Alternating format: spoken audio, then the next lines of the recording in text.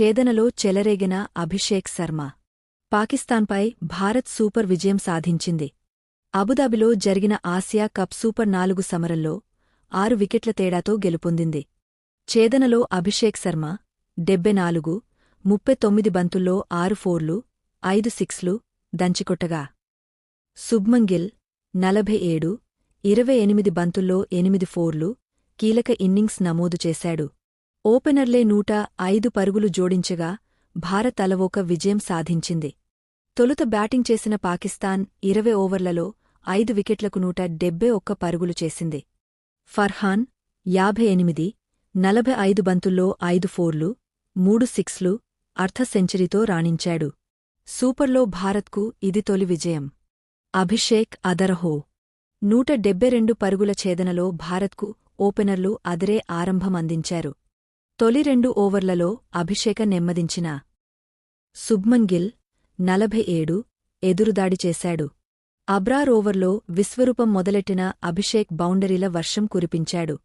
4 ఫోర్లు, 4 సిక్సర్లతో దండెత్తిన అభిషేక్ 24 బంతుల్లోనే అర్ధ సెంచరీ బాదాడు.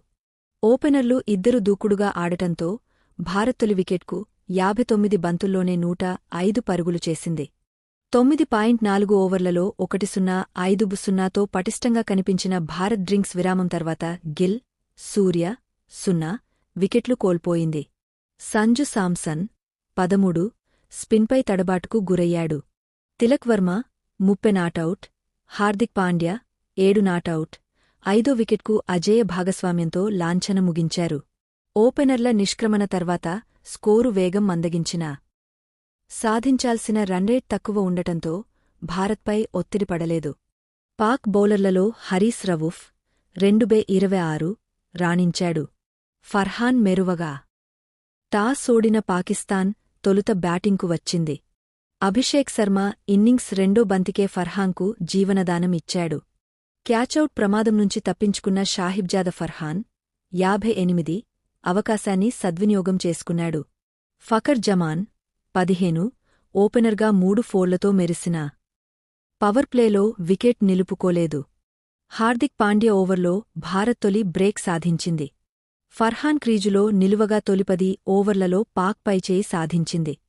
ఫర్హాన్ 5 ఫోర్లు, 3 సిక్సర్లతో 34 బంతుల్లో అర్ధ సెంచరీ సాధించాడు.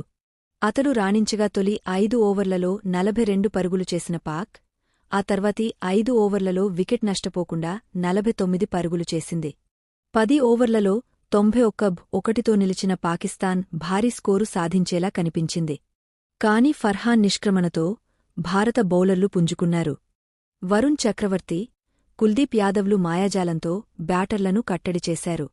దీంతో 11 నుంచి 15 వరకు ఓవర్లలో 3 వికెట్లకు పాక్ 28 పరుగులే చేసింది.